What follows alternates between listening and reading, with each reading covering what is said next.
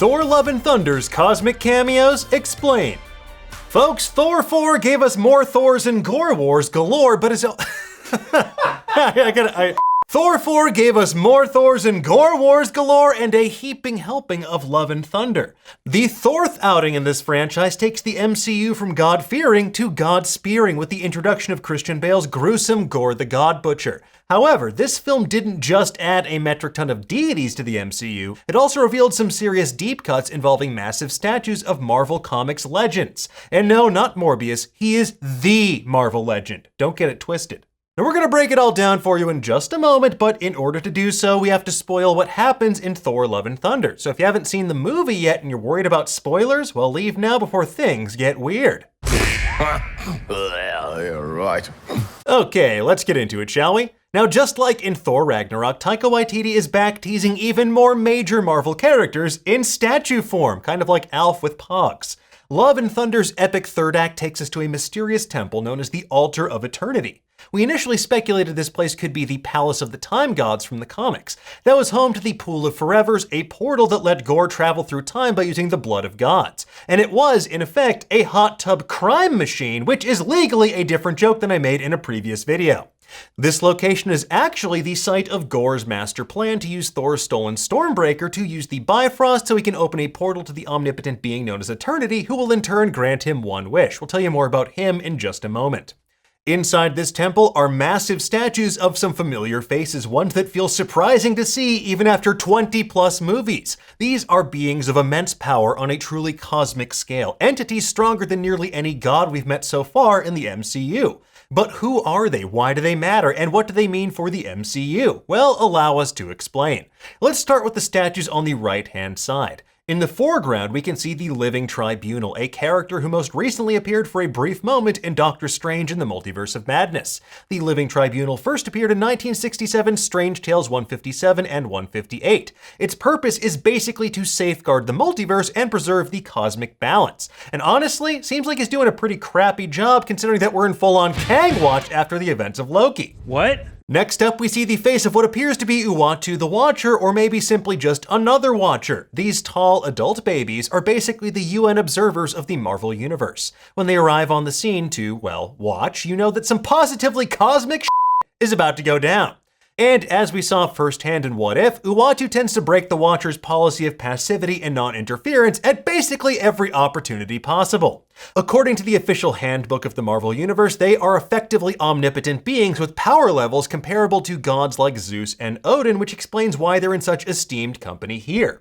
There's also a statue of a Celestial in this temple which gets destroyed during the battle. And while we saw two other Celestials peering through the broken window of Omnipotent City after Thor flicked Zeus a little too hard, this is most likely a statue of Arishem because he seems to be the HBICOTC, the head bitch in charge of the Celestials.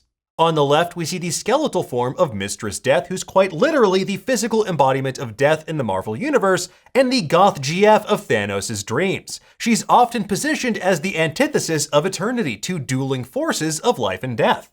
First appearing way back in 1941's Marvel Mystery Comics 21, this metaphysical force technically doesn't have a proper form. Rather, she manifests as a skeleton so we dumb meat satchels can comprehend her vastness. As established in the Thanos Quest comics, Death was created at the beginning of the universe itself. She's also in a love triangle with Thanos and Deadpool, which I hope is a major plot point of Deadpool 3, especially if they adapt the Deadpool vs. Thanos series in which Eternity kidnaps Death, thereby wreaking havoc on the cosmos. After that, we have Eon as confirmed by that massive eyeball on the side of its head. This cosmic entity first appeared in 1974's Captain Marvel number 28 and was the child of Eternity. So it looks like even abstract concepts turned cosmic super beings still live at home with their parents. Avocado toast, am I right?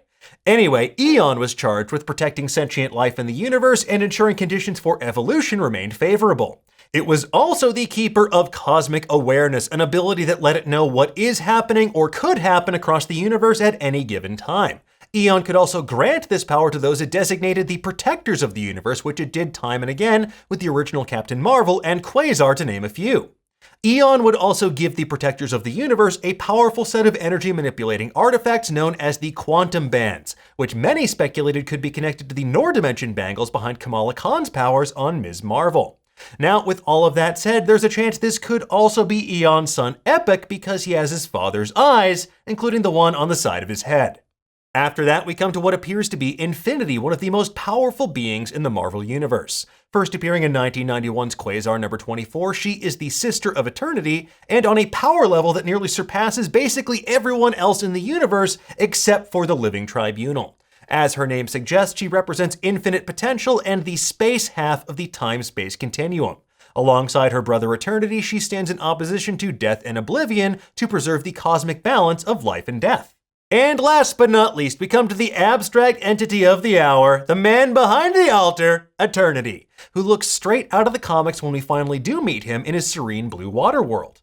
Created by Stan Lee and Steve Ditko, Eternity was first introduced in Strange Tales 138, and it represents the Marvel Universe as a metaphysical being. Eternity is near omnipotent, and in the MCU, he's capable of granting you one wish. But I should specify, Eternity is all-powerful in this specific universe, not across the multiverse. In the Ultimate Comics, it was established that each universe in the multiverse has its own version of Eternity, and unfortunately for them, those Eternities were all killed during the lead up to Secret Wars, as incursions led to the destruction of the multiverse as we knew it, which was then reshaped by Doctor Doom into Battleworld. And considering the signs that the Marvel Cinematic Universe is also heading towards Secret Wars as the endgame of this new era of the MCU, well, I would say Eternity's days are numbered in this universe and all others. Now, the pomp and circumstance of this place kinda reminds me of the Enneads Chambers in Moon Knight, and with cosmic hijinks back on the menu, boys, maybe we could also see the Court of the Living Tribunal in a future MCU story. That is the council where the Living Tribunal rendered judgment on matters pertaining to these elite cosmic beings, and all of the characters that appear here in statue form have been members of that court at one point or another. Maybe we could even see that in Thor 5. And while the Court of the Living Tribunal is usually well above Thor's pay grade, they did weigh in when Zeus and Thor went to them for help after the Council of Godheads was brutally murdered in 2003's Marvel The End storyline. Of course, that's assuming that Zeus and Thor can put aside their differences first, but for more on that and the arrival of Hercules, check out our ending and post-credits explained video. Anyway, folks, there you have it. That is everything you need to know about the powerful cosmic beings of Thor, Love, and Thunder. We'll have even more Thor deep dives on Nerdist in the days ahead, but for now, tell us, what did you think of the movie? Which of these cosmic beings do you most want to see in the MCU? And is there anything that Taika Waititi loves more than cameos in statue form? Build a statue for me. We will build a big statue for you. With my helmet on, with the big bendy horns. Let us know in the comments below, and for the latest and greatest in the world of pop culture, make sure you stay tuned to Nerdist.com.